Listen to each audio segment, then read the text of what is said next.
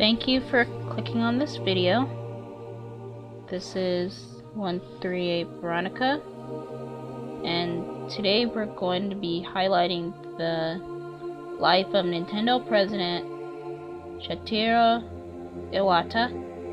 I'm not sure if I'm saying this correctly. What can we say about him? It says the random North Carolina girl in her bedroom, machine, or the fact that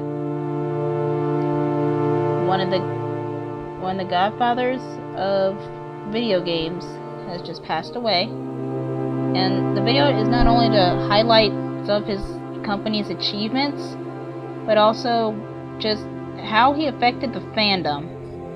Everybody cheers every time we see them at the San Diego Comic-Con or E3 or any convention's video screen where he announces new Nintendo products. Everybody cheered when they saw the Wii remote, booed when they saw the Boomerang remote, and were immediately ecstatic when they found out that 2013 was going to be Year of the Luigi. And today we're doing some artwork to just cement how much his work's impact has made on millions of adults, childhoods in general, and the video game industry as a whole. So, let's begin. I'm sorry if I sound really slow, guys. It took me a long time to think of this, since I usually go off top of my head, and I'm really trying not to cry. So, when I originally heard about his death, I was actually playing some Nintendo games, and I know, yes, that's not gonna be a 1 in a million chance, but let's just take a step back in time, into 2001. The Nintendo GameCube had just come out, and either I played it at a summer camp or didn't understand what the hoopla was about, and 6-year-old me asked my parents to buy me a GameCube for Christmas. Well, Christmas came, and there it was, sitting under the tree. And I was so happy when I learned how to hook it up by myself, and the first game I remember playing on it happened to be one of the most ragged and most loved games on the GameCube. No, not Luigi's Mansion. No, not DK Beats. No, not Zelda Ocarina of Time. No. It was Mario Kart Double Dash. And to be honest, I never really played a Nintendo game before other than Super Smash Bros. And even then, my memory of it was kind of foggy. I just remember getting mad at the kids at my day camp, pausing they could look up Princess Peach's skirts. But I remember playing it for hours and hours and feeling so happy, but I never really asked myself, like my later obsession with cartoons, who made it? Who are all these voices? How did it come to exist? I just knew it was there. I didn't really get a lot of games on it. In fact, a lot of the games that I have on it now were just hand-me-downs or stuff I found at flea markets. But a few years later, in 2005, I got a Nintendo DS. Too early. I actually got a Game Boy Advance SP, and I loved it to death because I would try to multicast it while watching TV. And then in 2007, the Wii came out, and I got one by 2008 because I asked for it. Well, I don't play with it as much. Now, I mostly use it for Just Dance, but I still love it all the same. But it was ultimately not the console that I would take with me to school. I also got a Nintendo DS Lite that was accidentally murdered by my dad. That's a different video. Which got replaced by Nintendo DSi. But the one Nintendo console that ended up coming with me to college was my GameCube. Why do you ask? because it's extremely durable. It's super awesome, and I just can't think of going to college without having any video games. And it really helped during my test times because I would get so frustrated from all the studying, and playing video games actually gave me a stress reliever. Yes, I know it does elevate my heart rate, but it's also been known to boost some clarity, and looking at some of my grades, it may have actually helped. And after I actually found out about the president's death, as I was reintroduced and getting back into some more of my old games, since I had to sell a couple of them for school supplies, I found one that I just couldn't throw away, and it was one everybody had started talking about. And no, it's not through a Let's Play, no, it's not through a forum, it was Luigi's Mansion.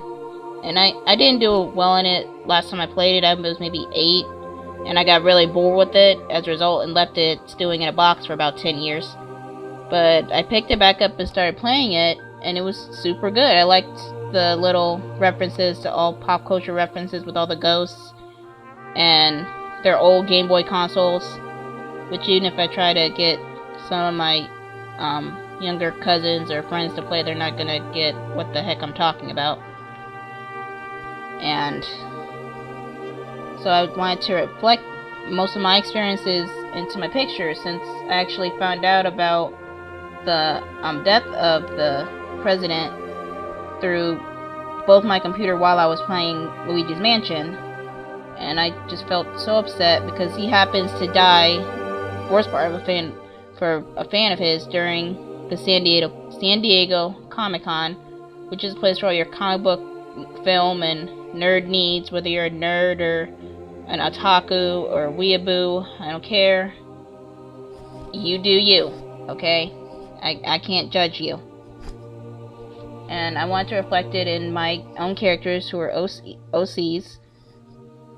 And a lot of them are based off of real people or real character traits.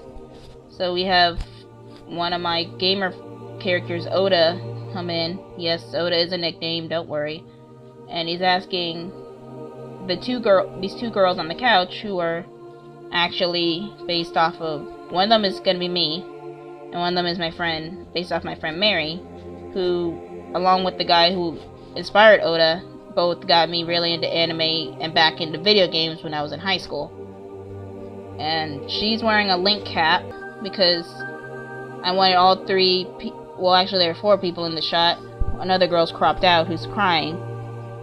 Mary's wearing a Link cap, I'm wearing a Luigi cap, and this girl's wearing I'm gonna call it the Nintendo Princess cap, Nintendo Princess crown, and crying.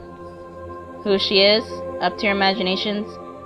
If you want to follow her, check out my DeviantArt page, because she is a prominent character in my series. And I wanted each hat to represent who the character was as both the person, in my view, and in the comic. Like, Mary wears the Link cap because she's full of adventure, really spry and feisty, kind of like Link. She will do anything. Trust me, she does have a sword. She could be an elf knight if she wanted to. On the girl with the Luigi cap, she's like me. I love Luigi because he's a lovable coward who understandably is scared from all the peril he's been put in. It's like me, I'm stuck in the new world while I'm coping extremely fast to it. I'm also a little scared. But who is it? What other young person isn't?